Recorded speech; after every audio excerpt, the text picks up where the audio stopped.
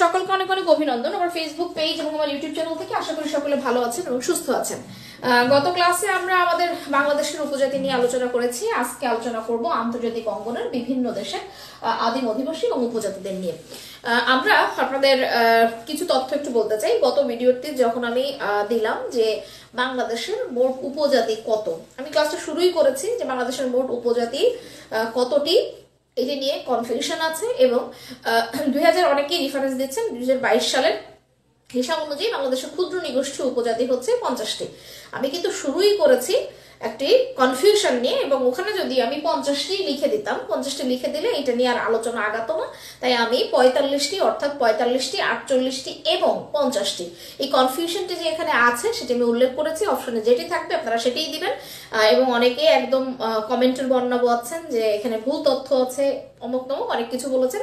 তো আমি সবসময় বলবো যে আসলে সাধারণ জ্ঞানে কোনো বিষয়কে ভুল বলার আগে আপনাকে একটু স্টাডি করতে হবে এবং সেই বিষয়টা নিয়ে পূর্বে কি কি বিতর্ক আছে সেটাও আপনাকে জানতে হবে। আরেকটি বিষয় হচ্ছে অনেকেই বলেছেন যে সাঁওতালরা মাতৃতান্ত্রিক না। আচ্ছা, এখন ঘটনা হলো আমরা যদি বাংলাদেশের যে বর্তমানে উপজাতিদের যে পারিবারিক কাঠামো দেখি সেখানে মাত্র একটি অথবা দুটি বাদে, যেমন গারো মারমারা, এবং এখন গারো এবং মারমাদের মধ্যে শুধুমাত্র মারমারা তাদের মেয়েদেরকে অর্থাৎ মাতৃতান্ত্রিক দিক দিয়ে সম্পত্তির মালিক মেয়েরা হয়। সেই হিসাব যদি আপনি করতে যান তাহলে বাংলাদেশে দুটি উপজাতীয় বাংলাদেশে মাতৃতান্ত্রিক নাই।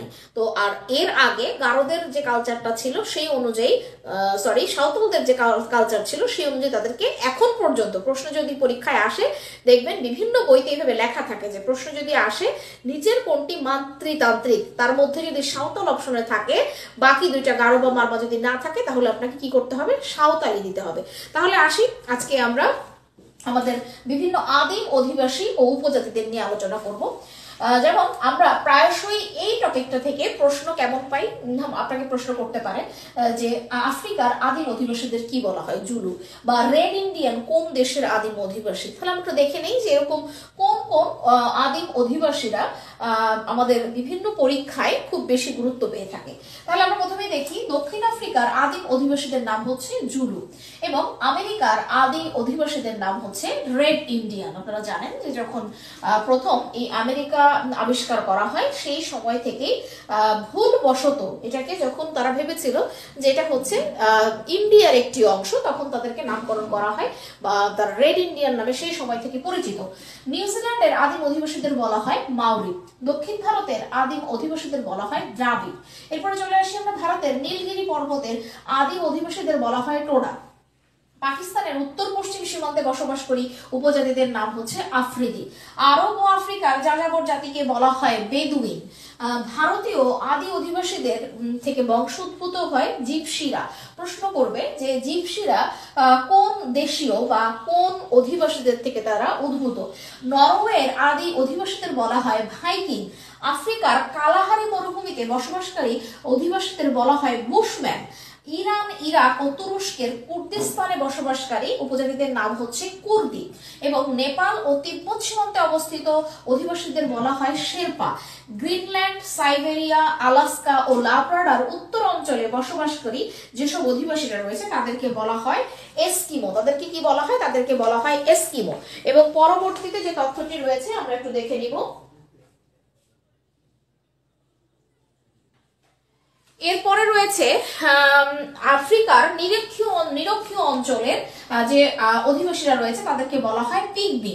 সাইবেরিয়া ও তুর্কিস্তানের স্টেপ অঞ্চলের যে অধিবাসীদের নাম রয়েছে তারা হচ্ছে তাতার। নেপালের আদিম অধিবাসীদের নাম হচ্ছে গুর্খা এবং ভারতের নাগাল্যান্ডের আদিম অধিবাসীদের বলা হয় নাগা।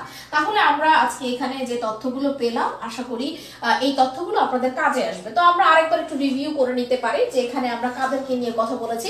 যেমন প্রথমে আমরা রেড ইন্ডিয়ানদের কথা নিয়ে বলেছি, জুলুদের নিয়ে কথা বলেছি, ভারতের নীলগিরি পর্বতে রয়েছে টোডারা, এরপরে পাকিস্তানে রয়েছে আফ্রিদিরা, আরব এবং আফ্রিকার যাযাবর শ্রেণীকে বলা হয় বেদুইন, ভারতীয়দের আদিম একটা অধিবাসী রয়েছে তাদেরকে বলা হয় জিপসি, নরওয়ের আদিম অধিবাসীদের বলা হয় ভাইকিং, আফ্রিকার কালাহারি মরুভূমিতে যে অধিবাসীরা রয়েছেন তাদের বলা হয় বুশম্যান, ইরান, ইরাক এবং তুরস্কের কুর্দিস্তানে বসবাসকারী উপজাতিদের বলা হয় কুর্দি, নেপাল ও তিব্বত সীমান্তে অবস্থিত রয়েছে যারা তাদেরকে বলা হয় শেরপা, এবং গ্রিনল্যান্ড, সাইবেরিয়া, আলাস্কা, লাব্রাডরের যে উত্তর অঞ্চল সেখানে রয়েছে স্কিমোরা, এবং সাইবেরিয়া এবং তুর্কিস্তানের স্টেপ অঞ্চলের অধিবাসীদের বলা হয় তাতার, এবং আফ্রিকার নিরক্ষীয় অঞ্চলের যে অধিবাসীরা রয়েছে তাদেরকে বলা হয় পিগমি, নেপালের আদিম অধিবাসীদের বলা হয় গুর্খা, এবং ভারতের নাগাল্যান্ডে যারা বসবাস করে তাদেরকে বলা হয় নাগা। এখন কথা হলো আমরা যারা ভর্তি পরীক্ষা দিব বা চাকরি পরীক্ষা দিব, অবশ্যই আপনারা বিগত বছরের প্রশ্নগুলো দেখলে দেখবেন যে বাংলাদেশের উপজাতি থেকে প্রশ্ন বেশি আসে, এবং এই টপিকগুলো থেকেও কিন্তু অর্থাৎ এই আন্তর্জাতিক উপজাতি থেকেও কিন্তু প্রশ্ন মাঝে মাঝে আসে। যাই হোক, আপনাদের জন্য আমরা রেগুলারই কিছু ভিডিও দেওয়ার চেষ্টা করি। আমরা আসলে এই ভিডিওগুলো দেওয়ার পিছনে আমাদের এই পেজটিকে দাঁড় করানোর একটি লক্ষ্য রয়েছে, কিন্তু আমরা কিন্তু মানুষ, আমরা ভুলের ঊর্ধ্বে না, এবং আমরা যখন প্রচুর পরিমাণে ক্লাস দেই আমাদের ক্লাসের মধ্যেও বা আমাদের তথ্যের মধ্যেও কিছু ত্রুটি বিচ্যুতি থাকতে পারে। এবং আপনারা জানেন যে সাধারণ জ্ঞান হচ্ছে অত্যন্ত জটিল একটি বিষয়, অর্থাৎ কমপক্ষে আপনি 100টি ধারা এটার সাথে এসে মিলিত হয়। অর্থাৎ আমাদের যে মানবিকের যে শাখাগুলো রয়েছে অর্থাৎ অর্থনীতি, পৌরনীতি সহ পৃথিবীর সমস্ত কূটনৈতিক, অর্থনৈতিক যত ধরনের বিষয়বস্তু আছে সবই সাধারণ জ্ঞানের মধ্যে আছে।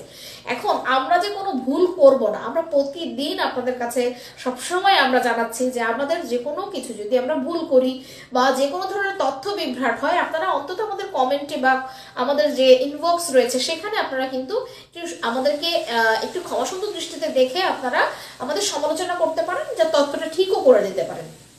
কিন্তু আপনারা আসলে আমাদেরকে এমন আক্রমণ করেন, মাঝে মাঝে মনে হয় যে আসলে আমরা আপনাদের এখান থেকে একটা বিরাট ধরনের পেমেন্ট আমরা পেয়ে থাকি, এবং আমরা কেন ভুল তথ্য দিলাম এটার জন্য আমাদের বিরাট বড় পানিশমেন্ট হওয়া উচিত।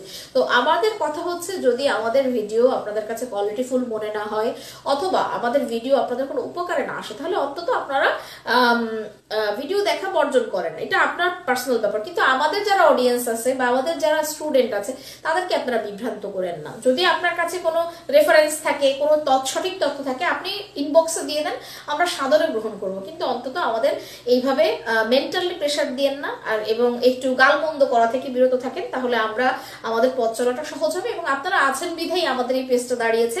তবে আমরা চাই যে আপনারা আমাদের গঠনমূলক সমালোচনা করেন, আমাদেরকে নিয়ে আলোচনা করেন, এবং আমরা উত্তর কিভাবে ভালো করতে পারি সেই পরামর্শ আপনাদের কাছ থেকে নিব। সকলে ভালো থাকবেন, সুস্থ থাকবেন।